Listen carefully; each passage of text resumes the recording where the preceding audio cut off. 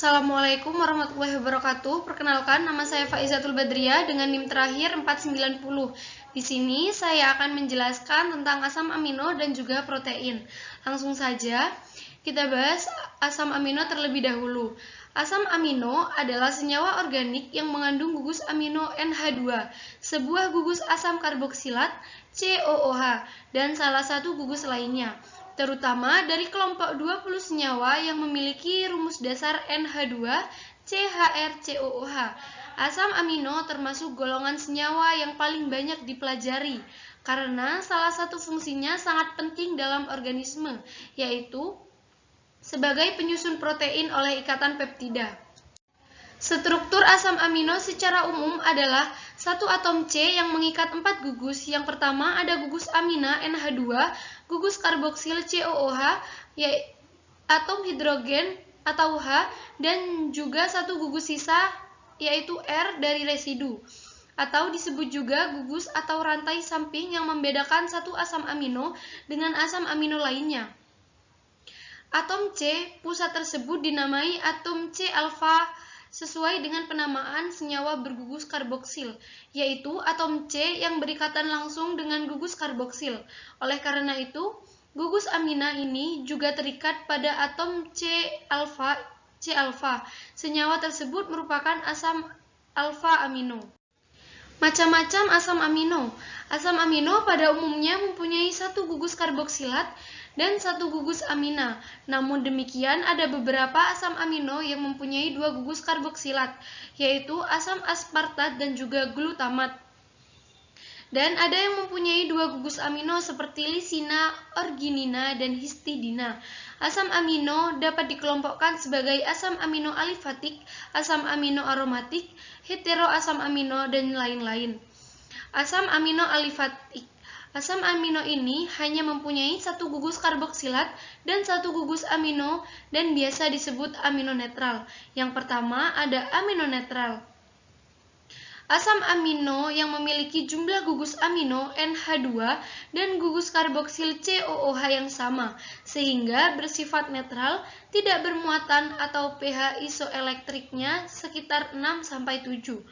Dari 20 asam amino standar, sebagai besar merupakan asam amino netral yang terbagi menjadi dua jenis, yaitu glisina atau gli, alanina atau ala, serina atau ser, sisteina atau cis, tirosina atau tir, metionina atau met, valina atau val, leucina atau leu, dan isoleucina atau ile. Yang kedua ada asam amino asam. Dinamakan asam amino asam karena jenis ini mempunyai dua gugus karboksilat dan satu gugus amino pada struktur molekulnya. Di samping penjelasan tersebut ada gambar strukturnya. Yang ketiga ada asam amino basa. Asam amino basa sama halnya dengan asam amino asam. Asam amino jenis ini mempunyai dua gugus amino dan satu gugus karboksilat sehingga bersifat basa. Contohnya asam alfa diminokaproat. Yang pertama ada asam amino aromatik. Asam amino jenis ini ditandai dengan adanya cincin benzena pada struktur molekul sehingga disebut dengan asam amino aromatik. Asam amino netral yaitu fenilalanina dan tirosina. Berikut gambar strukturnya.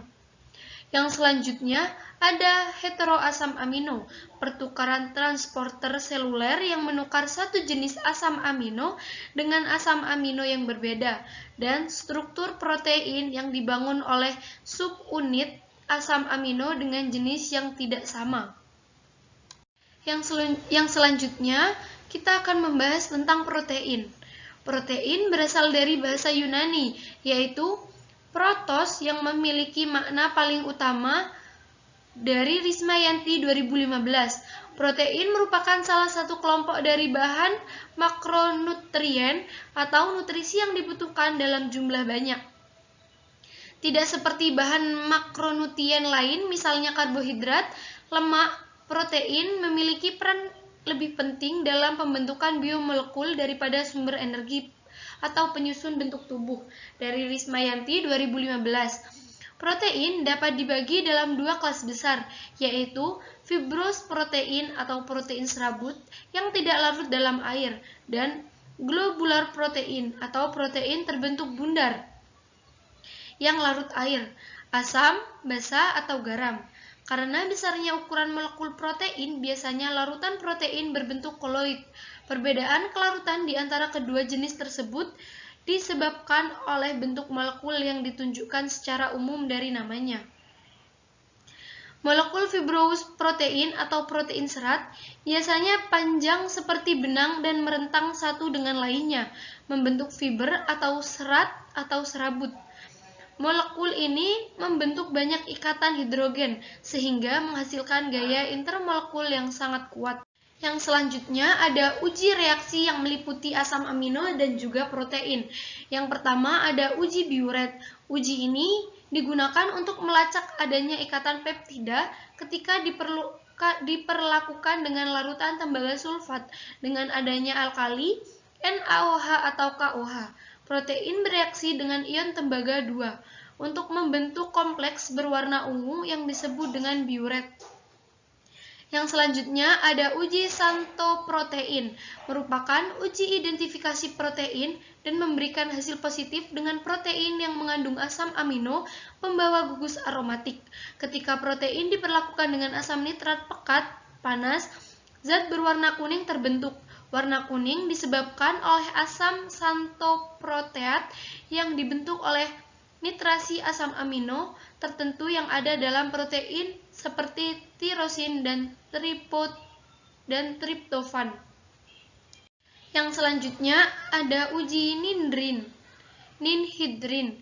Ini adalah uji asam amino dan protein dengan gugus NH2 bebas.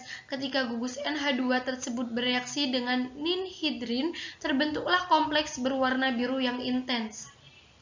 Yang selanjutnya ada uji Million.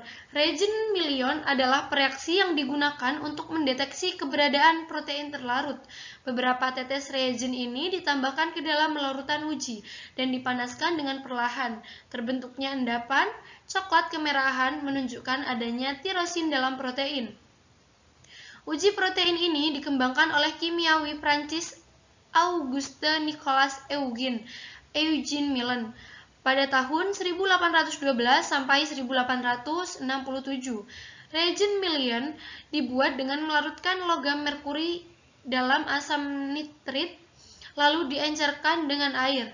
Dalam pengujian, gugus fenol yang merupakan substituen asam amino tirosin mengalami reaksi nitrasi.